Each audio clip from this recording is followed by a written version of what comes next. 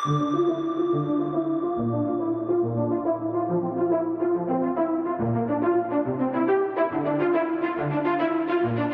is the Multi-Faith Matters podcast. I'm your host, John Moorhead.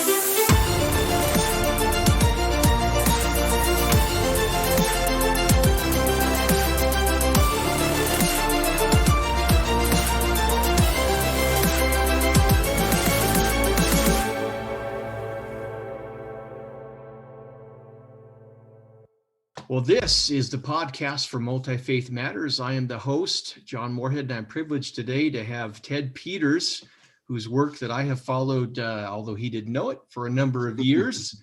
Online, I'm going to read a bio of yours, Ted, that I found. A PhD from the University of Chicago. He teaches systematic theology and ethics at the Graduate Theological Union in Berkeley, California. He co-edits the journal Theology and Science at the Center for Theology and Natural Sciences. He's the author of God, the World's Future, and God in Cosmic History. He is also co-author of Evolution from Creation to New Creation. And along with colleagues, he has edited Astrotheology, Science and Theology Meet Extraterrestrial Life, as well as Astrobiology, Science, Ethics, and Public Policy. And today we're going to be talking about that particular subject, astrotheology. Ted, welcome to the podcast. Well, thank you for having me on, and thanks for the good work you're doing on faith and culture. Well, I appreciate that. I see in your background there, you've got the graphic that lends itself well to our discussion. What led me to reaching out to you was, a couple of things. My mother and father were disciples of George Adamski, the great contactee, and so as a teenager on a lathe in the basement, we made this flying saucer. The landing gear are ping pong balls painted. And believe it or not, I've kept it as a symbol all these years of visitations from Venus. That's right.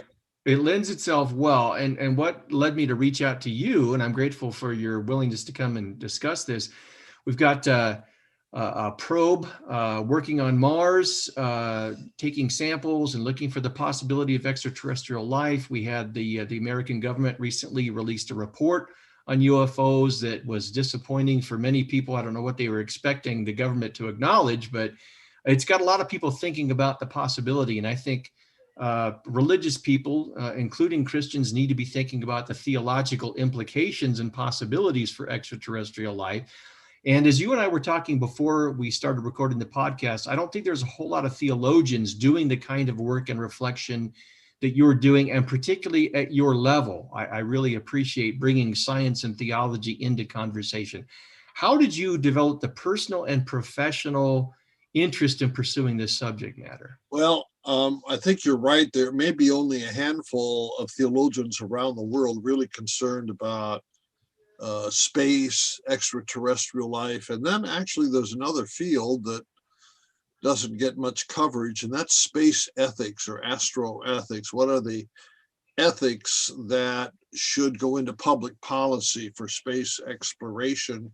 And theologians who weigh in on this, I call public theologians. That is to say, you're taking the wisdom and knowledge from the church and trying to make it work in the wider culture and for the wider public. So again, maybe a half dozen theologians around the world, but all of them making a contribution to the public discussion. My own fascination, as we just mentioned, my George Adamski flying saucer here, began already as a kid because my mom and dad were UFO people, and I read all those flying saucer books. And then when I went to the university, of course, everyone dismissed flying saucers and space aliens as myth. They don't exist. It's just a big conspiracy theory. And so I gave it up. And then years later, when I was a professor, the ancient astronaut theory came along with Eric von Däniken and his Chariots of the Gods. And they were listing the most popular books read by students. And of the 5 most popular books, One was von Daniken's Chariots of the Gods, and the other four were on sex. I wasn't very interested in sex, so I decided to engage the ancient astronaut theory. And it happened to cover a lot of subject matter that I was familiar with. And I thought, oh my gosh, something is really wrong here. And so I dove back in and I joined MUFON, the Mutual UFO Network. I became a state and director of investigation and stuff like that. And then later on, after beginning my tenure in Berkeley, I've connected with astrobiologists at SETI and NASA Ames, and tried to look at both the UFO side and what's going on in the sciences. So it's been a lot of fun for me. I think of my broad area is the interaction between faith and natural science. So. Well, I appreciate hearing your background and your story. In the interest of full disclosure, I'm a child of the 1970s. Yeah. And a big part of the 1970s growing up on television was the influence of the paranormal.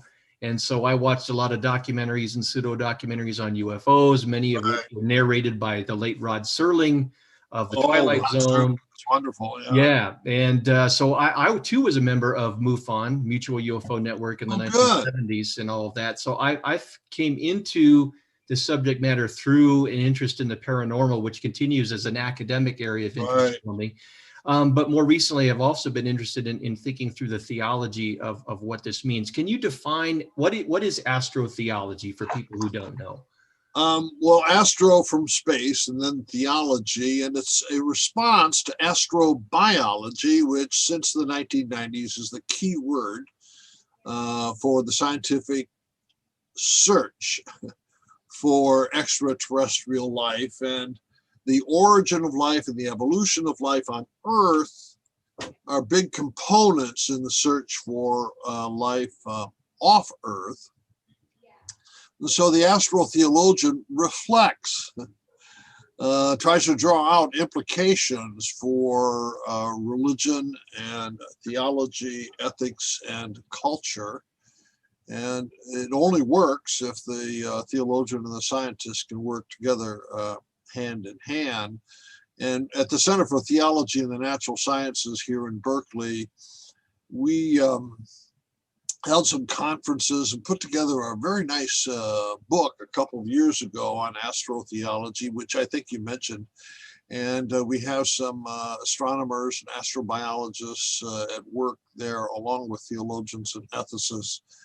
I call it the dice shaker model. You dump in some scientists, you dump in some theologians, dump in some philosophers, shake it up, roll it out, and see what happens. We try not to be bound to an ideology. We just know these things are important.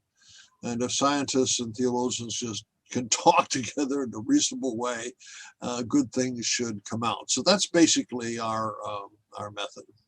Well, I've ordered your edited volume on astrotheology. Hasn't arrived yet, unfortunately, before our conversation here, but I'm looking forward to it. Now, you and I were also talking before we started recording the podcast. Many theologians and many lay people who are conservative Christians just think this subject matter is off limits because of their hermeneutic. For them, the Bible, the way they interpret it, it tells us that this is it. This is the only place that life exists in the universe, and therefore, the UFO phenomenon and anything else must be demonic. They have a very dualistic kind of worldview. But you, as a Christian theologian, don't have that particular mindset. What are you bringing to this theologically? Well, I really looked into this matter carefully that you have just described. Why is it that there are certain right-wing Christian groups that want to accuse flying saucers and those who see flying saucers from being involved with demonism? Now it's going to get complicated. If you look really carefully at those arguments, the problem is evolution again. They've already decided that evolution is demonic, right? And anyone who sees a flying saucer in the sky and thinks that on an extraterrestrial planet life has evolved and evolved further than it has on Earth, so that the ETIs are capable of sending ships here, it's going to cause you and me, when we see that shiny object in the sky, to believe in evolution, or we know evolution is demonic. It is such an absurd argument. But it was raised already in the 1970s and has kind of like moss, sort of held on to the subject.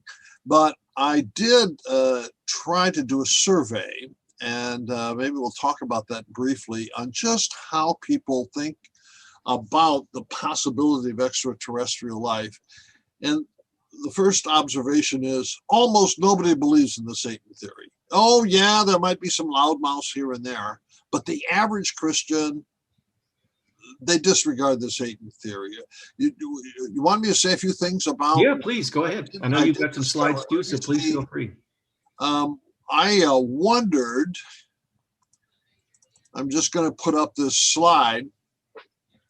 So along with a graduate student researcher, Julie Freilich, we conducted this survey and asked people, I'll read this question.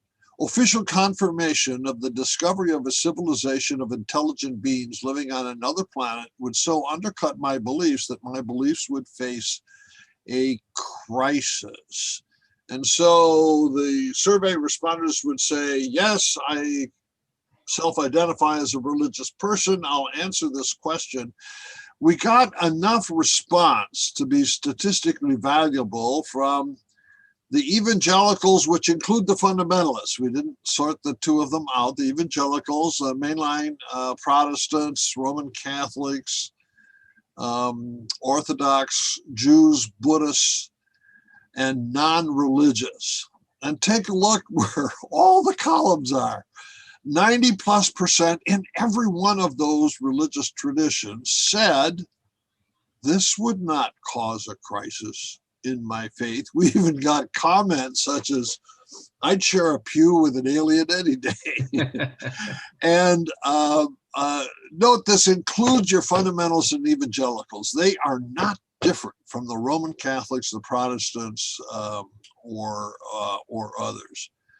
Now, there was one revealing item, and that is, even if my faith is not going to be challenged by confirmation of ETI, what about those other religious people? Are those other religious people going to have problems? And look what you get. I'm going to go to the next slide here. I forgot how to do that. I got to go down. All right. Here we go. Even though my religious or non-religious viewpoint would remain unaffected, contact with extraterrestrials would so undercut traditional beliefs that the world's religions would face a crisis. Well, you could see quite a variety of responses on that, with the exception of this tall. Who's that? That's the non-religious people. Non-religious people say, oh, all those religious people, they're going to have a problem. I won't, they will. So religious people don't have a problem, but they're being told by non-religious people that they're going to have a problem. So that doesn't deal with the Satan issue. As I said, that is so marginal in terms of the widespread belief systems. But secular sort of anti-religious people think that religious people are so hidebound by their tradition, they're going to be shocked. And it turns out clearly religious people, Christian or non-Christian, no problems. In fact, the Buddhists were so interesting. 100%. There wasn't a single Buddhist who was worried about his or her faith and all of this. So at any rate, I find that information to be helpful. I mean, it's not a slam dunk in terms of telling us anything specifically. The theologian, of course, needs to ask, on the basis of our understanding of God's creation, does it include the whole cosmos? And if it does it include brothers and sisters living on exoplanets somewhere. Yes, I think it certainly does. And it wouldn't hurt for us in the churches to begin thinking about, well, are we going to invite the aliens to a bean supper in the church basement, when they show up? Well, hopefully we can have more than beans. Hopefully it'd be a full-on Right. Southern Baptist potluck. I mean, the Southern Baptists are having a tough time right now, so maybe. Oh, they are. Well, yeah, maybe to get their minds off their other issues if they could have a potluck with the aliens. That's right. Now, for folks who might want to track down some more of those slides that you just showed, that's the ETI Religious Crisis Survey. Is that correct? Yeah, that's right. My website is listed there, and if you go to that website, you can find a link to the raw data if you want. And then there's some articles that summarize it. And we'll include links to your books and your website and everything else in the podcast description as well, so folks can track this down. Right. Just a quick follow-up. I think folks should also understand that in light of many conservative, right-wing, fundamentalist, and evangelical takes on this particular topic, it's evolution that's in the mix, but it's also conspiracy theories, eschatology, certain end times views, so that UFOs often get folded over into the Antichrist and the end times and deception and this kind of a thing. Yeah. So this is a complicated, multi-layered kind of thing. And the hope is that folks will just kind of take a step back theologically, right, and realize that there are other perspectives and other information to bring to it. Yeah, I think a more sober approach is better than putting UFOs into the book of Revelation somehow. Right, exactly. I don't think they belong there. Now let's unpack what extraterrestrial life would mean for other for religious traditions, whether Christianity and others as well. I think you've got some slides related to that, do you not? Or well, the survey did reveal some things, and I found the Buddhists, as well as mainline Protestant, Roman Catholic, and evangelical Christians, all agreed on one point: the cosmos is big, and the Earth is small. And we have to accept the fact that we are a small part of a very large cosmos, and that God might be doing things elsewhere that have nothing to do with us. And we should accept the fact that that we're small. Now, the scientists call this the cosmological principle, the recognition that what happens on Earth is just not special. Now, that, I think, becomes a theological issue, because we've been taught all along that we are special, we're the apple of God's eye, and we simply need to sort out what that can mean in this context. I don't think it's any virtue to automatically humble ourselves and say that, we're marginal or something like that. But I do think that we have to develop a sense, and here's a theological issue: would intelligent creatures on Zeta 2 Reticuli also have the imago Dei, or the image of God, like as we do? Those are the kinds of questions that I think we need to ask, and in a relaxed way. We don't have to defend the uniqueness of Homo sapiens, and we don't have to take the image of God and just kind of distribute it willy-nilly either. I think we need to think these things through. And one of the sticklers or problems has to do with the value of intelligence. We are naturally inclined, especially in the West, to value intelligence. And so reason has had a very high value for Christians in the West. So it's just natural that we'd be inclined to say, hey, are those aliens intelligent or not? And if so, do they have a relationship with God? But a second thought is, we Christians value love far more than intelligence. And you can have a dim-witted person who is, if very loving, we find that person to be very precious. And so we don't have to say, well, intelligence is nice, but love is even better. Let's be sensitive to these things. So I think the theologians have a lot of sorting out to do as to what are the right questions we should be asking here on this frontier. Well, I have to ask, as a UFO research nerd, why did you choose Zeta Reticuli 2 as a reference? Well, you probably know the answer to that. Does it have anything to do with the Betty and Barney Hill? Yes, the Betty and Barney Hill Yes. abduction case of 1961. Betty sees a star map when she's in the flying saucer, and later on, Marjorie Fish identifies that map as Zeta 2, a planet orbiting Zeta 2 Reticuli, and Stan Friedman, whom you probably have run into, for many years said this is as good a piece of scientific evidence on behalf of alien visitation that we're going to find, and so that's kind of stuck with me. I thought that's where you were drawing from. Right, I remember watching that TV adaptation, TV movie in the 1970s. That was interesting, and it just sticks. That's right. So yeah, so very interesting there. Well, as a theologian, help us understand what kind of, over the history of Christianity, we have had to rethink our theology. And I think many conservatives assume it's just static, right? It's in the Bible and we pick it up and the church has just had it, and it is what it is and always has been. But if you are a little more careful in reading your church history, you recognize the church has rethought things, and especially in the 20th and 21st century, with our change of worldview, the emphasis upon science, we have to look at an Iron Age worldview of creation and the cosmos and update it for what it means for us today. It's not a static process. What kinds of things would we need to rethink theologically in light of the existence of extraterrestrial life? Well, maybe we could distinguish between the sort of essential things that we think we know as Christians coming out of the Bible. We know, first of all, that God is unknowable in the sense that we can't know God in the same way that we know ordinary things.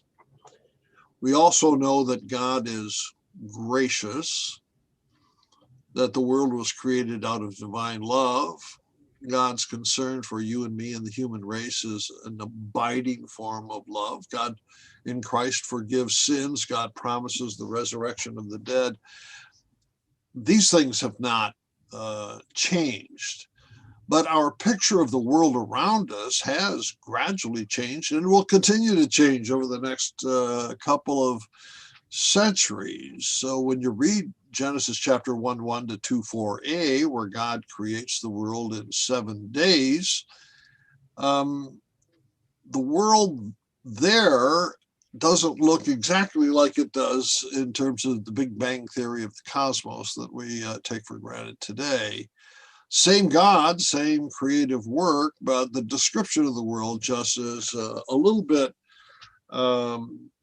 bigger. And if we look at the history of our ancestors from the New Testament over the next 1,000 or 1,200 years, my gosh, we were blessed with some really bright ancestors who thought through the worldview of their day. And it was dominated by Aristotle and Plato and Plotinus and, the scientists, so to speak, of the Greek and Roman period. And they did a marvelous job, so to speak, of moving what we learned from this small group of 12 tribes of Hebrews into this giant global metropolis of the Roman Empire. They did a marvelous job of adjusting. And I think it just goes on. That's what theologians earn an honest living doing, is keep drawing out implications for all the new things that we learn about God's creation. Do you have any sense about, you did a survey and adherents of these religious traditions said it wouldn't be a problem, many of them, but it would take some rethinking, I would think, in certain areas, not just for Christians. Do you have any sense of what representatives of other religious traditions are thinking about how they might need to? I found I was concerned about Muslims in particular, because of the literalist interpretation of the Quran and such things. But even Muslims embrace the cosmological principle, namely that Allah could be creating other races of beings on other planets.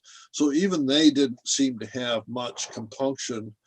And when it comes to worldviews for Hindus or Buddhists, again, there's such flexibility there. They don't have an investment in a specific worldview. What they're concerned about is the laws of cause and effect in the natural world, and they would apply on Earth as well as anywhere else in the cosmos.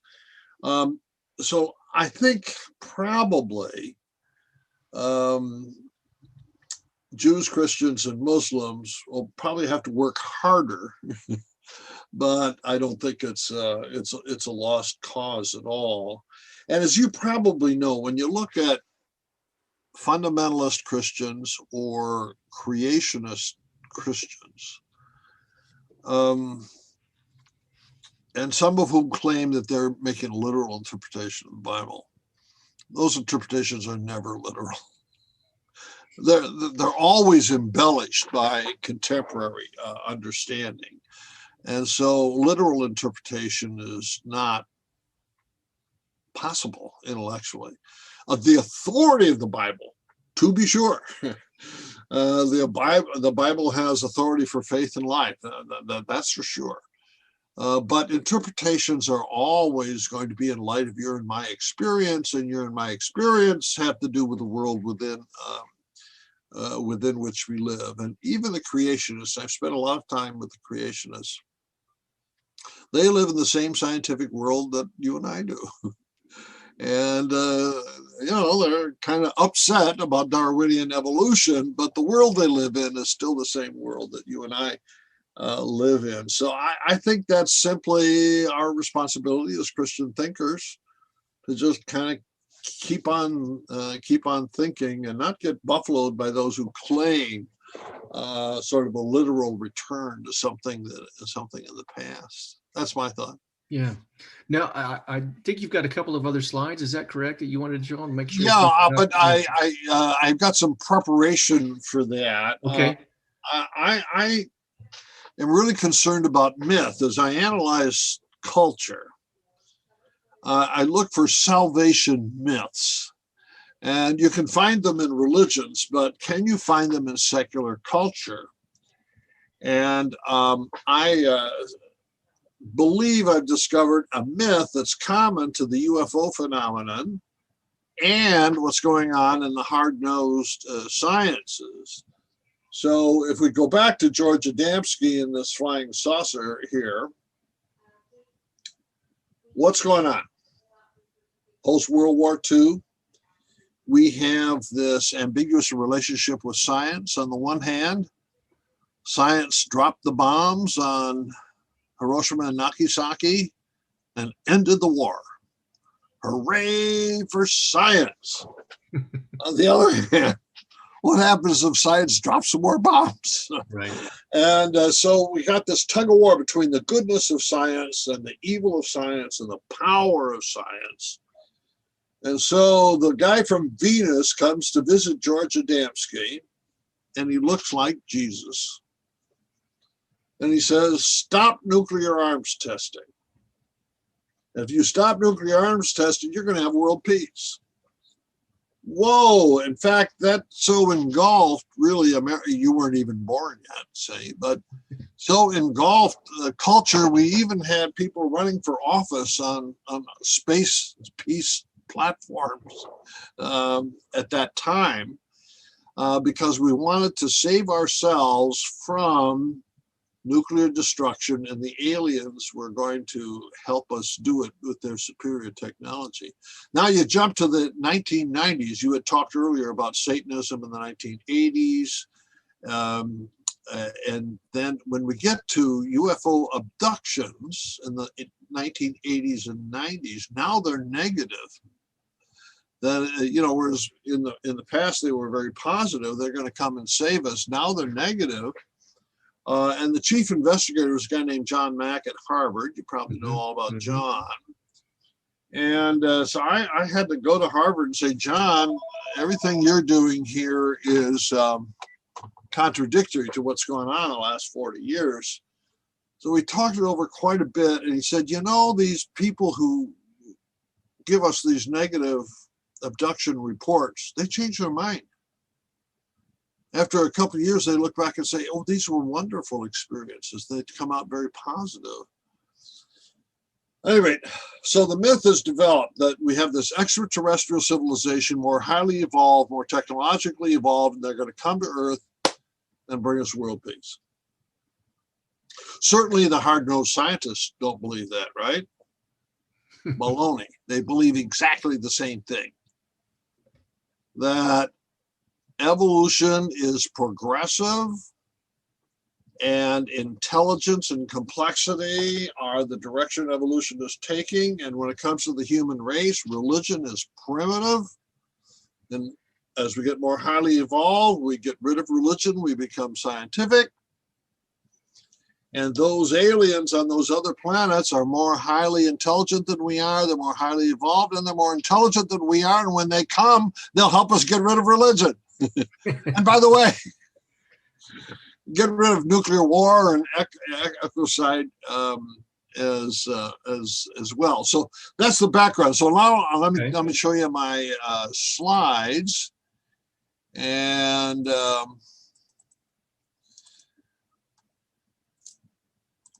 okay, so I spent some time with Chris McKay, who's a Mars expert at NASA Ames Research.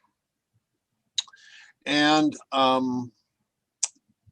as you come out of his office, you come into a kind of atrium, and here's this giant painting, maybe 3 feet by 6 feet or something like that. So let's just read it from left to right. So we will go over on the left-hand side, we see the early Earth, 4.5 billion years ago. It's getting bombarded by asteroids and debris and space, etc. It's very hot and molten, but then in time it cools and we get water, and in the water the first life forms appear. And now I don't know if you can see, we eventually get DNA molecules, all right? So the DNA molecules now over long periods of time are evolving to more and more complex structures. And finally, we're getting animals and sea animals and fish, and then they start to crawl up on land, and then we get the dinosaurs. And eventually we evolve human life. Look at that. But we're not done. Human life keeps on evolving, getting more complex and more intelligence until we end up where?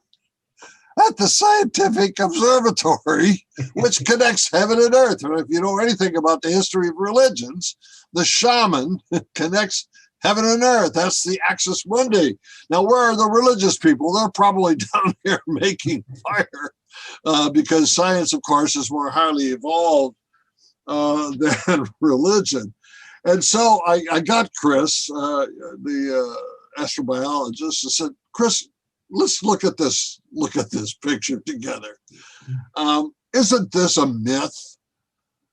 Evolution is progressive, and it finally ends with you, the myth teller, as being the nth degree of evolution, and now you're going to connect us with a still higher form of evolution in the cosmic beyond. And he laughed. He says, well, real evolutionary scientists do not believe that evolution is progressive. Of course they don't. But look at the image of the myth maker here, and that's the astrobiologist. So now, if you think that I'm crazy here, over-interpreting, let me show you the next slide. I was invited to give an address, a paper, 100 people get papers, at the Astrobiology Science Conference of 2012. And I just want you to notice the title of this section here, okay? How can astrobiology help save the world? So I see this as a full-blown myth right in the heart of science. They've taken evolution and it's kind of a megalomania that we, the scientists, are the saviors of the planet. Well, okay, so then why did you drop atomic bombs? Well, you see, our science isn't quite perfected yet. But those more advanced scientists living on other planets, you know what? They've learned how to live without war. Yep. And if those scientists come to Earth, they'll bring us world peace. So I just want to say, I think this is a mythical structure. I call it the ETI myth. And you find it at work both in the UFO community and in the astrobiology community. And I don't want to even suggest that astrobiologists don't do good science. They do wonderful science. There's no question about it. But I'm trying to look at this from a theological point of view in terms of culture. And so now let's get back to those Satanists. The Satanists figured this out, or the anti-Satanists, I mean. They figured this out. Everybody believes in evolution. Doggone it, we're losing that war. So if we can identify the extraterrestrials with Satan, then people will stop believing in evolution. I want to say that's a hopeless battle. Don't get into it. I think we're just going to have to say, at least hypothetically, evolution is the dominating science, and we probably better learn to live with it rather than without it. But we need a good we need science at its best, and science at its best says evolution does not progress this way. You can't make a myth like this because the science doesn't back it up. So at any rate, that's the kind of mischief I get into. Well, I appreciate all that. Part of my academic work is in new religious movements. I've looked at UFO religions quite a bit over the years. Right.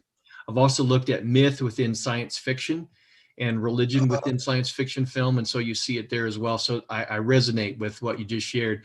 Right. I want to honor the time commitment. We talked about 45 minutes or so. So I'm going to ask you one last question, if I could get your reflection.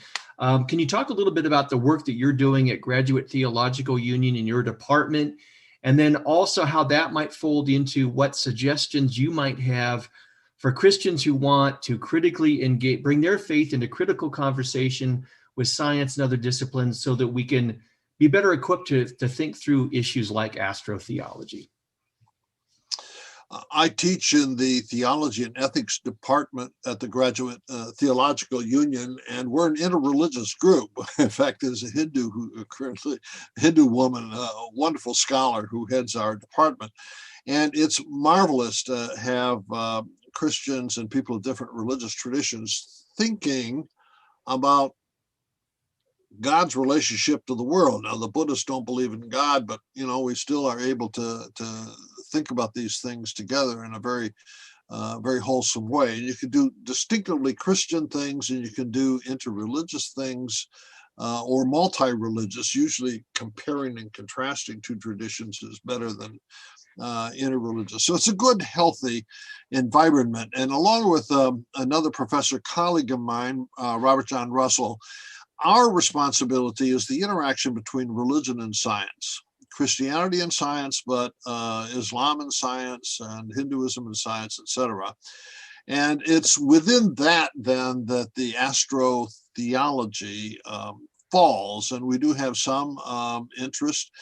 We do a lot in ethics. As you can imagine, stem cell and genetic research requires a lot of ethical thinking. And as I mentioned earlier, I call this public theology. Most people in public theology think they have to deal with poverty and racial discrimination and things of that nature. But science is also a very public phenomenon. And I think we in the church could contribute positively, or at least think of part of our mission, not the whole mission. Part of it is to help make society healthier by bringing critical Christian wisdom to bear on public issues. Some of these are scientific issues. Well, I appreciate all that, and I look forward to continuing to follow your work. I found it very helpful and insightful over the years. And again, I just appreciate you taking the time to come on this podcast and share with the audience. It's good Well, stuff. it's a pleasure and an honor for me to be invited, and I wish you all the best as you pursue your fine work. Well, my guest today has been Ted Peters, and you'll find again in the podcast notes a listing of his various books, including the works on astrotheology that we've talked about today. Ted, again, thank you for being on the program, and we thank you for listening and watching until the next podcast of Multi-Faith Matters.